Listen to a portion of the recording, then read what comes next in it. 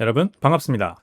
어제는 우리나라 시간으로 비트코인 피자데이 15주년이었습니다. 비트코인 가격이 그러면서 다시 한번 신고점을 돌파했던 그런 날이었죠. 2010년이었습니다. 한 프로그래머는 10,000개의 비트코인으로 피자 2판을 주문해서 그때 비트코인의 가치는 10,000개가 단돈 41달러였어요. 하지만 그 1만 BTC는 무려 현재 11억 달러가 넘는 금액입니다. 이 라슬로라는 분인데 프로그래머입니다.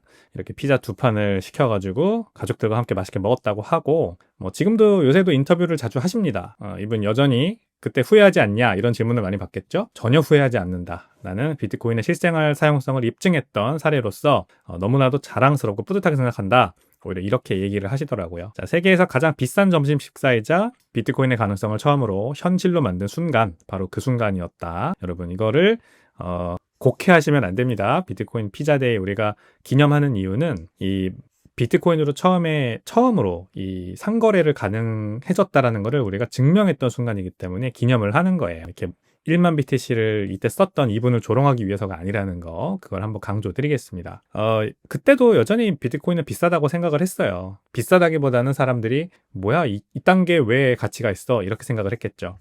마찬가지죠. 그러니까 야 이걸 누가 41달러나 도미노 피자가 미쳤구나, 41달러나 이거를 하는 피자 2판을 비트코인이라는 아무 가치도 없는 거를 돈을 받고 주는구나 이렇게 생각을 했을 거예요. 지금도 비싸다고 말하시는 분들은 비슷한 의견입니다. 쓸모없다고 얘기하진 않겠지만 그래도 야 미친 거 아니야? 이게 이 가격이라고? 비슷한 겁니다 결국. 그래서 시간이 지나자 모든 것이 증명됐듯이 또 15년이 지나면은 또 지금의 의심이 그때 되면은 다시 시간으로 증명되지 않을까 그렇게 생각을 합니다. 그러므로 오늘 그리고 어제 그 신념, 여러분이 가지고 계신 비트러너님들이 가지고 계신 그 신념으로 비트코인을 꾸준히 모아 나가시면은 시간이 그것을 보상해 주게 됩니다. 우리 이 사진을 보면서 비트코인 피자데이를 기념하면서 다시 한번 스택셋 똑같은 원칙을 따르고 조금씩 꾸준히 미래의 자유를 위해 모아나가시는 거 계속하셨으면 좋겠습니다. 간밤의 주요 트윗 보시죠. 텍사스 의회는 전략적 비트코인 준비금 법안을 통과시켰습니다. 이제 주지사의 서명만 남아 있습니다. 해당 법안이 미국 내 두 번째로 비트코인을 주 차원의 전략적 자산으로 비축하게 만드는 겁니다. 물론 뉴햄프셔에 이어 아리조나주가 법안을 통과시키긴 했지만 아리조나주는 예산 편성 없이 몰수한 비트코인, 그리고 잠자고 있는 것들 있죠. 몰수했는데 아무도 안 찾아가고 있는 거, 이런 것들을 국고로 돌리는 그런 것에 대한 법안이기 때문에 공식적인 전략적 자산으로 비트코인을 비축하는 것은 아닙니다. 그래서 아리조나는 아직 조금 이제 할 게 남았고, 이제 텍사스가 두 번째 주가 될 수 있고요. 연방정부의 부채 확대, 달러 신뢰도 하락에 대비한 해지 수단으로서 주정부가 비트코인을 편입하겠다 이런 의지를 담고 있는 것이죠. 그 다음에 이게 되면은 이제 텍사스의 그 경제 규모나 그 다음에 미국 내 주요 비트코인 채굴 및 인프라 거점으로 이미 자리 잡고 있는 점들을 봤을 때 텍사스가 이제 확실히 디지털 자산 시대의 선도주로서 위치를 확고히 하는데 큰 기여를 할 전망이고요. 그 다음에 다른 주정부나 국가 차원의 유사 입법으로도 확산될 수 있겠죠. 텍사스주의 경제 규모나 그다음 비트코인 산업과의 친밀도를 볼 때 그렇습니다. 그래서 이번 결정이 글로벌 비트코인 수용 흐름의 전환점이 될 수 있다. 중요한 이벤트다. 이렇게 강조를 드리겠습니다. 독일 정부가 비트코인을 일찍 매도하는 바람에 28억 달러의 잠재적인 수익을 놓쳤다라는 내용입니다. 비트코인 아카이브가 올려주신 트윗이고요. 독일 정부가 보유하던 5만 BTC를 개당 5만 5천 불에 매도했어요. 그리고 비트코인 가격은 현재 100% 오른 11만 달러잖아요. 그래서 단순 계산으로도 총 27.5억 달러, 약 3.8조 원의 잠재 수익을 놓친 셈입니다. 3.8조 원의 잠재 수익이라. 자, 3.8조 원이라는 예산 편성을 하기도 어려운데, 3.8조 원을 어디 가서 아끼기도 어려운데, 이 국가 차원의 비트코인 매수 매도가 이렇게 중요하다는 것을 다시 한번 우리가 알 수 있습니다. 최근 미국 주정부들이 전략적 비트코인 비축을 채택하는 흐름과 아주 극명한 대비를 이루죠. 독일 정부 화이팅입니다. 왜 이러십니까? 비트코인은 파는 게 아니죠. 비트코인을 단기 위험 자산이 아닌 장기 국부 자산으로 인식하는가 아닌가에 따라 미래 재정 안정을 위한 국가별 전략이 완전히 달라질 수 있음을 이걸 통해서 우리가 한번 볼 수 있습니다. 독일 정부 다시 한번 비트코인의 가치를 깨닫는 계기가 되기를 바랍니다. 자, 리버 비트코인 고점 매수는 미친 짓이 아니다라는 근본 있는 트윗을 올려주셨습니다. 사상 최고가의 비트코인을 사는 것은 미친 짓이 아닙니다. 비트코인을 사지 않는 것이 미친 짓입니다. 비트코인이 계속해서 오르락 내리락 하는 것을 보면서 분명히 이번이 마지막일 것이라고 스스로에게 말하는 것이 미친 짓입니다. 미친 짓을 그만하세요. 비트코인은 여기에 있습니다. 언젠가 당신은 이 가격을 경외심을 갖고 되돌아볼 것입니다. 다들 이런 생각 하실 거예요. 지금 사는 거 너무 비싼 거 아닌가? 이렇게 생각하실 텐데 비트코인을 최고가에 사는 건 미친 짓이 아니다. 안 사는 게 미친 짓이다라는 얘기를 해주셨네요. 지난 10년간 비트코인은 수십 차례 사상 최고가를 경신했지만 그때마다 많은 사람들이 지금은 너무 올랐다 이렇게 생각하며 관망만 했죠. 반복되는 상승을 보고도 여전히 망설이는 것, 그것이야말로 진짜 비이성적인 행동일 수 있다 라는 게 이 트윗의 핵심 메시지입니다. 비트코인은 사라지지 않습니다. 언젠가 지금 이 가격을 돌아보면서 그때 더 살 걸 하고 후회하지 않으려면 지금 이 순간이 바로 그 용기를 내야 할 때일지도 모릅니다. 네, 비트코인 사상 최고가 달성에도 불구하고 일반인들의 관심은 최저다. 구글 트렌드를 또 검색을 해주셨네요. 제이슨 AI 윌리엄스라는 분이. 구글 검색량이 올라오지 않았네요. 진짜 특이하네요. 비트코인이 신고가를 뚫었습니다. 하지만 리테일은 들어오지 않았다는 뜻이죠. 2021년과 비교하면 지금은 조용하다라고 볼 수 있고요. 사람들은 여전히 관심이 없고 뉴스도 아직 본격적으로 엄청나게 대서특필을 하지는 않고 있습니다. 하지만 가격은 이미 새로운 사이클을 시작한 거로 보이죠. 결론은 단순합니다. 지금은 여전히 초기고요. 대중이 검색하고 달려들고 너도 나도 이야기할 때는 이미 늦은 경우가 많습니다. 지금은 오히려 조용할수록 기회다 라는 점을 말씀드리겠습니다. 같은 변명 다른 가격, 엘리 네이커라고 하는 분이 누군가 메시지를 주고받으신 내용을 올려주셨네요. 트윗 메시지, 여기 그 메시지 내용은 이렇습니다. 스크린샷이죠. 내용은 이렇습니다. 12월에 너의 말을 듣고 비트코인을 샀어야 했는데 라고 하니까 지금 사, 아직도 매우 일러 라고 대답을 해주죠. 그러자 지금은 너무 비싸 라고 하니까 넌 또 글러먹었어 라고 얘기해주죠. 그러자 HFSP, Have fun staying poor, 그냥 계속 가난하게 살아라 이렇게 조언을 해주는 겁니다. 앞에 소개드린 트윗과 연결되거나 뭐 비슷한 내용이긴 합니다. 이 짤은 비트코인이 신고가를 달성할 때마다 반복되는 포모 심리를 절묘하게 포착을 한 거죠. 그때 살 걸, 지금은 너무 비싸, 그리고 다시 후에 반복됩니다. 여러분, 지금도 충분히 초기입니다. 가장 흔한 실수는요, 매번 이제 너무 늦었어 라고 생각하며 기회를 계속 미루는 겁니다. 가격은 변하지만 핑계는 늘 똑같습니다. 한 가지는 분명합니다. 비트코인은 계속해서 신고가를 갱신하고 있고 그게 바로 비트코인의 운명입니다. 지금 행동하지 않으면 다음 신고가에서도 똑같은 말만 반복하게 될지 모릅니다.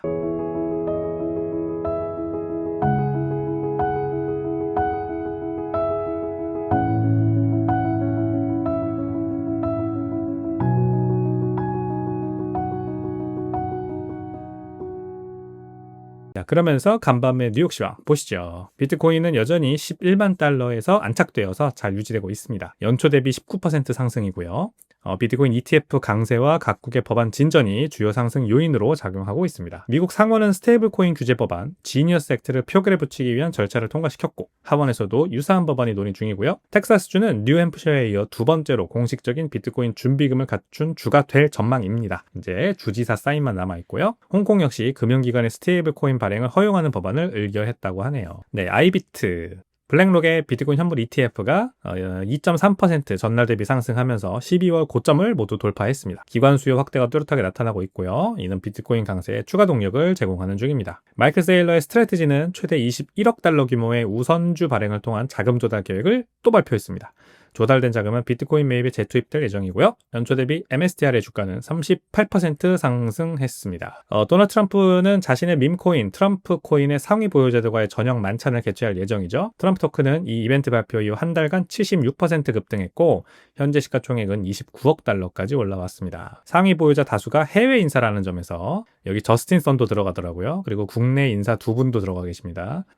국내에선 암호화폐 업계에선 제법 유명한 분들인데 언제 또 트럼프 코인을 이렇게 사셨는지 모르겠네요. 국가안보 및 윤리적인 우려도 제기되고 있다.